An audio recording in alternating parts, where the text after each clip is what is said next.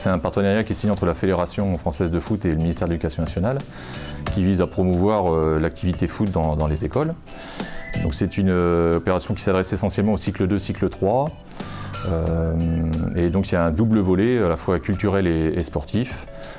Culturel dans le sens où les enseignants et enseignantes qui sont engagés doivent faire une production artistique, soit dynamique, soit statique. Alors dynamique, c'est plutôt un profil vidéo ou audio, et statique, ça peut être un dessin, une maquette, etc. Et le deuxième volet, c'est sportif, où l'enseignant s'engage à accueillir un cycle à minima de 6 séances d'1 heure dans l'école pour faire promouvoir la pratique du foot auprès des enfants. Et c'est un cours de PS à part entière, donc c'est des séances qui sont menées dans le temps scolaire.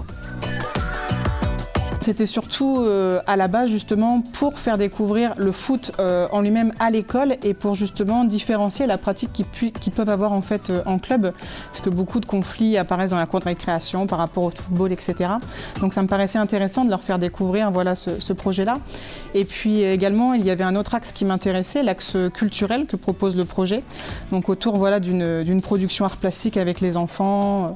Je trouvais ça très intéressant du coup. Sur la cour d'école, on essaye de faire tout ce qui est ludique avec toujours un esprit de challenge, parce que ils sont tous à peu près compétiteurs, mais on retrouve beaucoup de jeux ludiques qui peut être équivalent au temps scolaire, hein, sur tout ce qui est jeux de béret, de balles aux prisonniers, tout sous forme jouée, mais avec l'aspect footballistique. Ça leur apporte beaucoup d'avantages, notamment l'esprit d'équipe pour faire les productions, que ce soit sur le terrain, pour apprendre les différents aussi rôles au foot. Ce n'est pas seulement joueur, c'est arbitre, les supporters, etc.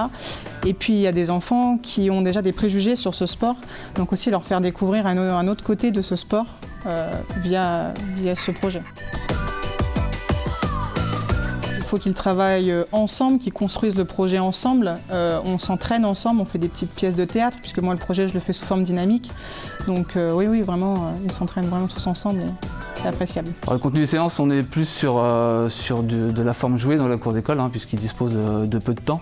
Et comme ils sont sur une journée où ils sont sur beaucoup de temps calme, où ils sont à l'écoute de leur instituteur, le but c'est qu'ils soient un peu libres à eux-mêmes, quoi. La première année que je me suis engagée dans le projet, je n'avais aucun matériel et du coup, ayant remporté à 2 reprises le projet, j'ai été gâtée, la classe a été gâtée, donc on a du matériel de foot, des buts, des chasubles, etc. qui ont été donnés par la fédération.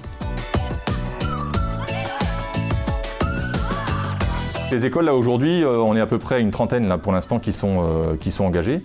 Via l'UCEP, parce qu'elle propose un catalogue d'activités sportives aux écoles. Donc ils peuvent s'engager via l'UCEP à cette opération et après ils doivent s'engager officiellement dans l'application. Puis certaines s'engagent directement sur l'application. Voilà. Donc là on a à peu près une trentaine. Avec les réunions que l'on met en place dans tout le département, on espère avoir un peu plus d'écoles engagées, mais les clubs après derrière jouent pour la plupart bien le jeu s'ils ont quelqu'un à mettre à disposition. Le projet Foot à l'école nous a permis de récupérer une dizaine d'élèves de la Foi Bonjour. Donc certains n'étaient pas licenciés et donc ils ont découvert le football à Beauvoir, d'autres étaient licenciés et ça nous a permis aussi de récupérer de nouvelles filles, puisqu'au club on essaye de promouvoir depuis cette année le foot féminin, ce qui est aussi une action d'ailleurs sur le football départemental.